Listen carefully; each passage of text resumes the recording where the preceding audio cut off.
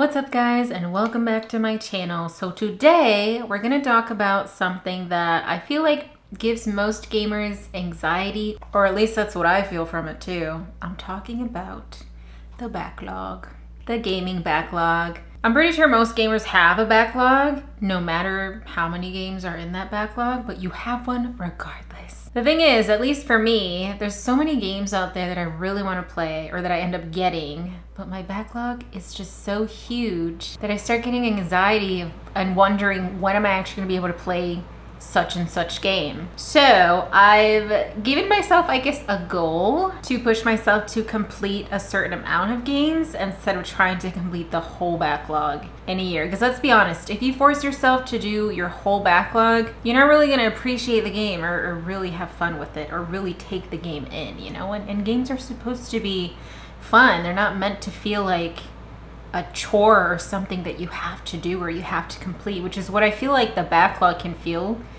for most of us.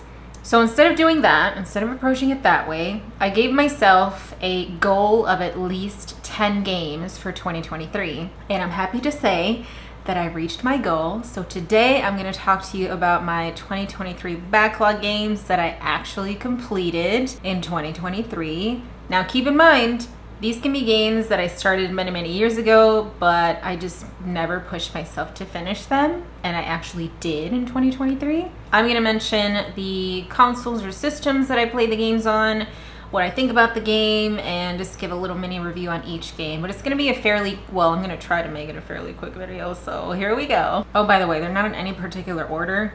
Just letting you guys know. So the first game I'm going to talk to you about that I completed from my backlog is called Sherlock Holmes and the Devil's Daughter. Now I played this one on my PC. I got it off of Steam, and I never thought that I would really appreciate or be into those detective style games. Now this isn't the first detective, I guess, paranormal related game that I played. The very first one I think that I played that I can remember, I can't even think of the name of it. Soul Suspect, I think it was called. I'll put a picture of it on the screen. But I played that one, and I kind of got drawn into detective games, especially if they have something to do with the paranormal or even the occult. And then I found the Sherlock Holmes games, specifically the Devil's Daughter. So I started playing that one, and let me tell you, I loved every second of it. Even the puzzles. The puzzles were not, I don't want to say they were totally difficult.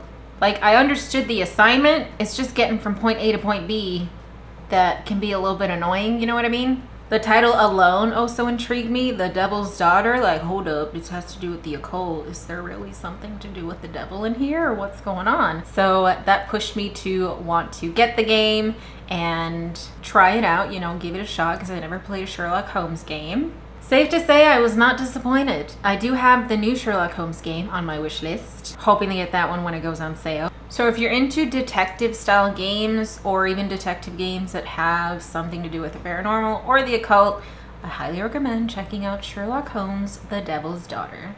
The next one on my 2023 backlog that I completed this year is Remnant 2. Now I played this one on my PC, got it off of Steam. If you're into the Souls types of games, then you'll likely like Remnant 2. To make it more simple, Remnant 2 is a Souls-like game, but with guns. So if you like Souls-like games or even shooters, I feel like, you know, you get the best of both worlds. So you'll like Remnant 2. It's more fun to play with friends, of course, because when is it not more fun to play with friends? I believe it's only up to 3-player multiplayer. I could be wrong, but generally it's just been me and 2 other friends playing this game. It does offer way higher difficulties. I don't recall if you have to unlock them or if they're already unlocked. I don't remember. But it does offer higher difficulties, so if you want more of that challenge, it's there for you. If you want more of that casual gameplay to enjoy the story, that's there for you too. So this next game, we kind of accidentally completed it earlier than we should have. At least I feel that's what happened. And I'm talking about Sons of the Forest. Why I say we accidentally completed it sooner than I think we should have is because we're the types who would like, you know, just go off exploring and things like that, and we just randomly run into things and just take it as it is, especially if it's an open world game. But with Sons of the Forest 2, we sort of accidentally ran into the ending of the game. I don't really know how else to explain it. I mean, there's not really a direct line of the story that you should be following in the game anyways, because it's open world. It's kind of like whatever you run into is what you unlock within the story. But we unlocked the end of the story pretty quickly. And I feel like we missed a lot of in between. Oh, I played it on the PC, by the way. I don't know if I mentioned that. The next game that I completed in my backlog of 2023 is Diablo 4. Now, of course, I'm talking about the main story. Obviously, after the story, there's still so much more you can do in Diablo 4. So many more things that you can collect, like your armor setups and all that stuff. Oh, and I played Diablo 4 on the PC. This next game I played on my Nintendo Switch, and it is Remothered Broken Porcelain. Now, I believe this is the second game from the Remothered series. I have not played the first one. That's kind of a pattern that I noticed, that I don't play like the first of a game, but I play like the second or the third of it. I don't know why. Anyways, so this one is a survival-like horror game. So I don't consider myself much of a fan of survival horror games because I'm one of those people who like, I want to kill what's trying to kill me. You know, I don't want to run. I want to kill it. So it's a bit like when it comes to those kind of games, but I'll play them. You know, they're still fun. So if you enjoy survival horror games, then I would recommend you try out Remothered Broken Porcelain. I will say though, obviously the graphics on the Switch are not as good as if you were to play this on the PC. I don't know if it's available on the PC. I know the first one is available on the PC because I have the first one on my PC. I just haven't gotten around to play it. This next game I also completed on my Nintendo Switch, and it is called Oninaki. It's one of those hack and slash JRPGs, and as far as the story goes, you're, from what I assume to be some sort of knight with special powers, and you're there to protect life after death, so those who have passed. You're kind of there to guide them to where they're supposed to go or where they're meant to go, because sometimes people get lost after they die and they don't know where to go. But while you're doing all of that, of course, there's people who don't want you to do that. They just want to cause, you know, drama and shit. So they're trying to destroy the world in the process. And you're over here trying to save living beings as well as those who have passed. I didn't think I would get as drawn into the story as I did. It's one of those games that I just couldn't put down as I was playing it. And I kind of didn't notice it until after a while. One thing that I thought was interesting is some spirits that you end up running into actually end up being your comrades, and you can use their particular, I guess, powers, abilities to fight off these weird creatures that are trying to stop you from your main goal. So if you're a fan of JRPGs or just RPGs in general, I highly recommend checking out Oninaki on the Nintendo Switch. The next game that I completed is a Nintendo Switch game, and it's called Ooblets. So Ooblets is, I suppose it would be a farming sim type of game. It's a little different in a sense where you also capture these weird little creatures, kind of like Pokemon, but you have to dance battle them, and then they poop out a seed of themselves and you have to grow it.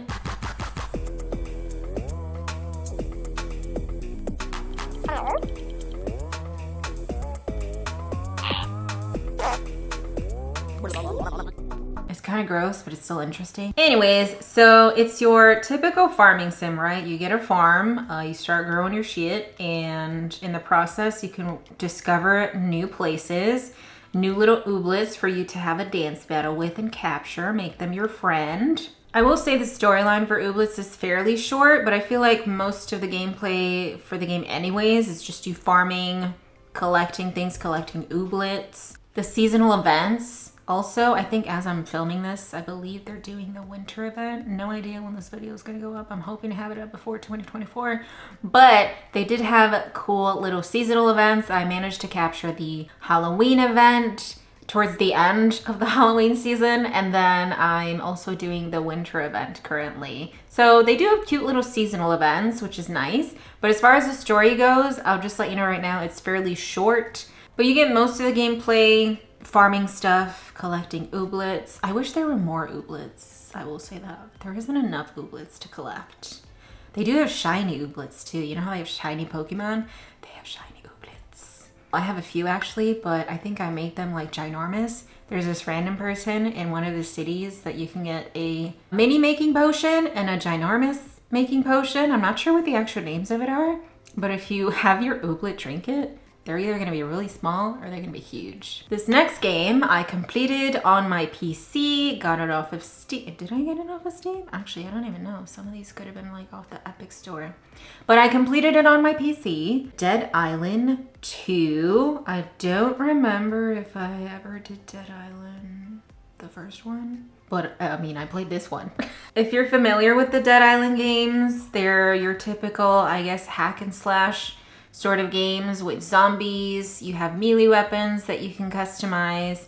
You have guns that you can customize as well. Like you can put acid, fire, electricity abilities on them. Same thing with your melee weapons. I will say for you to unlock multiplayer, you do have to play the tutorial portion of the game, which is roughly under 2 hours. And like I said before, playing with friends is always fun. I wasn't expecting the storyline to go where it went towards the end. I was like, what? So now I'm wondering how the next game is gonna be. I'm anticipating the release of the next Dead Island. Hopefully they connect the stories, because if they don't, then I'm gonna be really annoyed that they kind of left us on a cliffhanger, sort of. But it was fairly interesting. All right, this next game, I'm kind of on the fritz of counting it as one that I completed, because as I'm recording this, it's not yet completed. But I'm pretty sure after I'm done recording this, since there's still like, what, two weeks left in the year, I'm pretty sure I'm gonna have it completed by then. Don't come after me, but I'm counting it as completed right now. Lost in Random.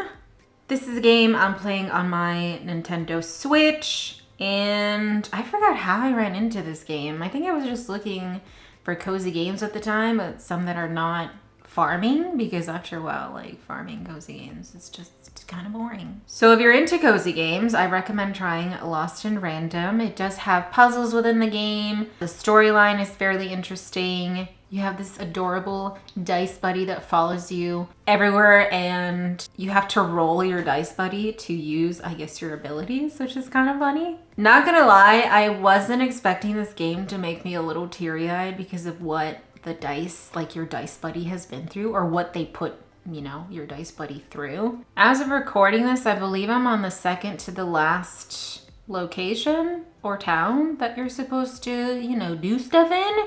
So I'm pretty sure I'm gonna have it done before the end of the year. If not, then I guess you guys will see it in the next video for 2024. This next game I had no idea existed. I don't know how I missed it, but it's called Guilt, and I played it on my PC. I consider it a cozy game. It's not your farming cozy game, which I love. And the storyline is pretty, I guess it can be triggering to most people who went through severe bullying or just bullying in general. I know it was a little triggering for me. Don't pretend like you care! After what you did to me? You're just another monster! What? What are you talking about? So be forewarned if you haven't played it but you want to play it. But I loved every bit of Guilt, and I think because of the things that I've been through, you know, growing up with bullying too, it sort of pushed me to want to complete it, to make sure, like, I guess justice was served or something, but also to make sure that the end of the story was a good one. By the way, you can have multiple endings, not too many endings. I want to say at least 3 different endings in the game. I could be wrong. More than one for sure. So if you're a cozy game lover, but you don't really care for the farming cozy games, then I suggest checking out Guilt. The next game on my list I played on my Nintendo Switch, and that is Monster Hunter Stories 2: Wings of Ruin. I have no idea if there's a Monster Hunter Stories 1. I tried looking on the Nintendo shop and I didn't find anything, but this one is part 2. I personally would consider this game a cozy game, mainly because of like the art style. In a way, it could be seen as farming too, because like you do have to collect things. It's similar to like the Pokemon aesthetic where you can collect your monsters. I thought it was weird that you had to steal monsters' eggs to, I guess, make them your pets. I forgot what they call them in the game. Monsties? I don't know. It's an RPG game. It doesn't have the typical fighting styles that you're used to with the other Monster Hunter games. At least the ones that I've played, it's more like hack and slash instead of turn-based. This game, on the other hand, is a turn-based fighting system. It's also another one of those games that I was not expecting to make me teary-eyed over. It's mainly because of the bond that you end up sharing with your monsties, which I think is really nice. The next game doesn't really need an explanation because most, if not all of us gamers are well aware of these games already. And I'm talking about Pokemon Violet. Played this on my Nintendo Switch. I'm counting it as completed because I finished the main storyline of the game. You can still obviously play the game after the main story is done by still continuing to capture your various Pokemons. This next game is a farming game that ironically has a story. I feel like most farming games lack stories, actually.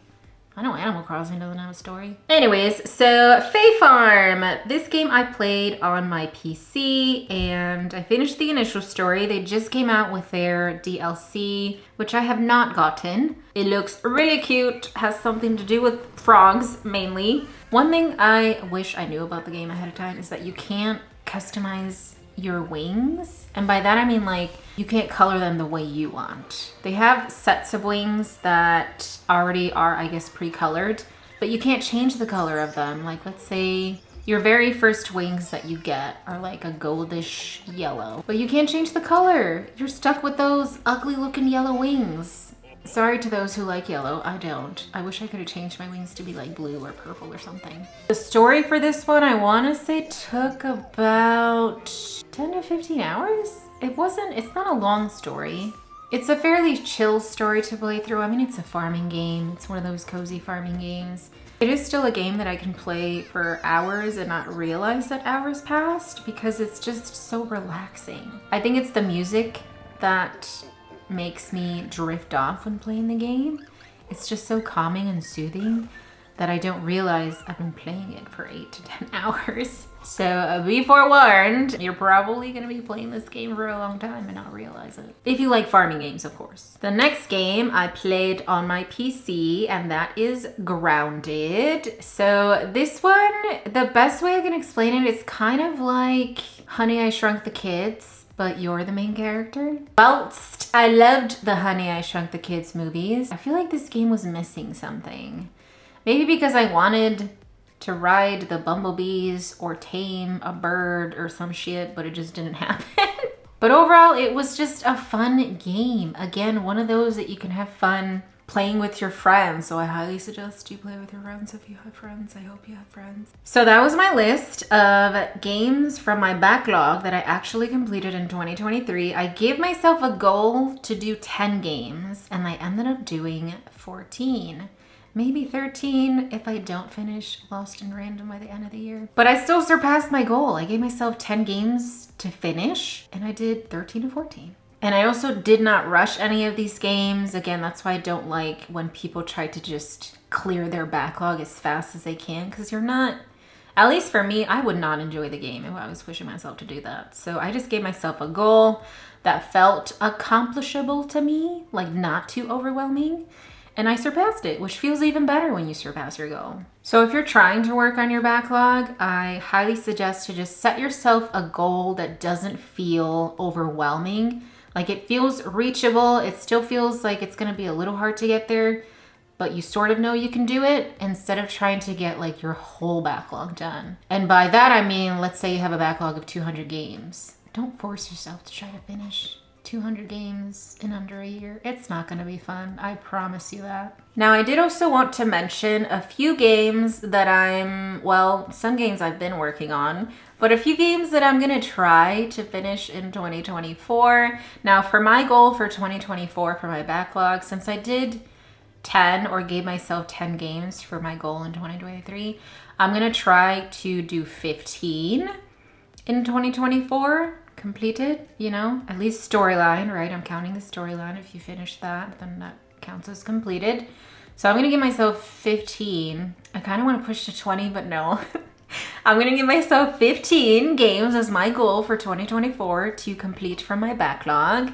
And I just want to share with you guys a list of some of the games that I'm currently in the process. Well, either currently in the process of playing or haven't played yet, but they're like already on my, either on my desktop or on my Switch, ready to be played. We're just gonna do this really quickly because it's a lot. Vampire, currently playing it on my PC. The Sinking City, also playing that on my PC. Marvel Midnight Suns, that one I feel like I'm almost done with. I've been playing that one on my PC. High on Life, this one I started not too long ago. I'm still fairly fresh within the game, hoping to finish that one, but my fingers are not crossed for that. Ghostwire Tokyo. Now this one, I'm getting intrigued of the story, so I feel like this one is most likely going to be a game I finish in 2024. Playing that on my PC as well. Luigi's Mansion 3. I'm playing this on my Nintendo Switch. I feel like I'm halfway there, so I'm hoping to have it done in 2024. Tokyo Mirage Sessions FE. This is a long title game. Playing that on my Nintendo Switch. I'm also hoping to have that one done. I feel like I should because the storyline is sort of drawing me in, and usually when that happens with the game, I do end up completing it within the year. Chris Tales on the Nintendo Switch. This one I just started not too long ago. I feel like I should get this one done in 2024. It doesn't feel like a game that's going to be too long of a story. Xenoblade Chronicles 3. I have not played any other Xenoblade game. This is the first one that I played in the series, and I absolutely love it. So I'm hoping to try out the other games. I'm hoping I like the other games too. But this one, I feel like I'm fairly well within the game for it to be completed in 2024. Fingers not crossed though, just saying. Spirit of the North. Now this one, I'm still freshly in the game. I think I've only just done like 2 chapters. No idea how many chapters there are. I'm not gonna Google it because that just kills it for me. Detective Pikachu Returns. Never played a Detective Pikachu game. This is my first one and it's pretty fun. Was not expecting Pikachu's voice to be that deep. Playing that on the Nintendo Switch. Astral Chain. This is one of the games that I've been playing on my Nintendo Switch, but I just don't finish it for whatever reason. So I'm hoping to get this one done because it's been on the backlog, you know? Spirit Hunter NG. This one is actually what would have fallen there? It's kind of like a storytelling game. It's a horror storytelling game. Don't know how far into it I am, but I feel like it should be done in 2024. Harry Potter. Yeah, you gotta say his last name weird. So this one, I think I'm like halfway done. I'm a bit mad that I didn't finish it when all the hype was around the game, but I'm hoping to finish it in 2024. AI The Somnophiles, playing that on a Nintendo Switch. I feel like I'm still fairly fresh into the game. Hoping to have it done in 2024, but we shall see. Evil West, playing this on the PC. This one I literally just started. Don't know if it'll be done in 2024. Made of Skirt. I actually don't know if that's how you say that. Made of Skirt. This one I have not started yet, but it's on my desktop because I do want to play it. So I'm hoping to finish it in 2024. But because I have not started it, I don't know if I will. Gotham Knights, playing this on my PC. For this one, I feel like I'm maybe halfway through the story. So I'm hoping to have it done in 2024. You never know though, no matter how far you're into completing a game, another game might keep you more interested and you just might not finish that one. So we'll see if I finish Gotham Knights in 2024. Baldur's Gate 3. Now I feel like this game is probably not going to be done in 2024 because there's just so much to do in the game. And I'm one of those people who love exploring and adventuring, just wanting to find and collect and look at everything. So I'm not having my fingers crossed to finishing this game, but it's on the list. I'm gonna try. These next few games I have not touched in, I want to say, a few years. And I just started thinking about them, so I'm just gonna try my best to actually finish them. I might have to start the game all over again. Well, minus one of them.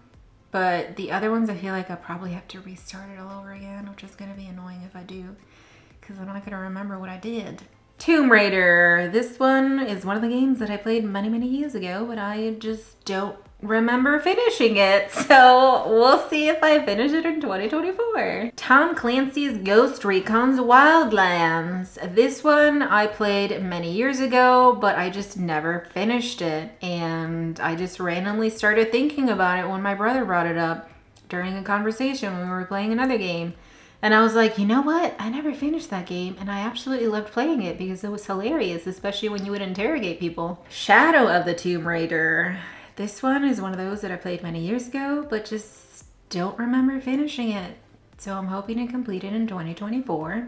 Rise of the Tomb Raider. Again, one of those I played many years ago, but don't remember finishing it. So I'm hoping to finish it this coming year. And last but not least, Dying Light 2. This one, I think I might be halfway through the story. I'm not sure, but I definitely want to complete it. I did play the first Dying Light. I do like the Dying Light games, so I'm hoping to get this one done in 2024. So that's it for my list of possible games that I might finish in 2024, because I'm giving myself a goal of finishing 15. That's just the general list of the games that I'm either working on, have tried working on, or haven't started yet, but you know, they're just ready to get played because they're on my PC. There are new games obviously coming out in 2024 that I might add to my list. You never know. But I guess we'll see next year, towards the end of the year, what games I finish in 2024. Well, that is it for this video. I just wanted to share with you guys my backlog, how I've been working through the games in my backlog, what I actually finished, what I'm hoping to finish. Let me know in the comments down below how you guys work through your backlog, if you do or if you don't, if you set yourself goals, or if you're one of those people who just try to do the 200 games in a year. If I was able to get through way more games than I give myself credit for, I would love to, but until then, I'm just gonna stick with doing 10 to 20 games a year. If you stuck to this part of the video, please leave the controller emoji in the comments. I very much appreciate it because that lets me know you actually watched the whole video. Don't forget to like the videos, it helps me out a lot, and I will see you guys in the next one. Bye!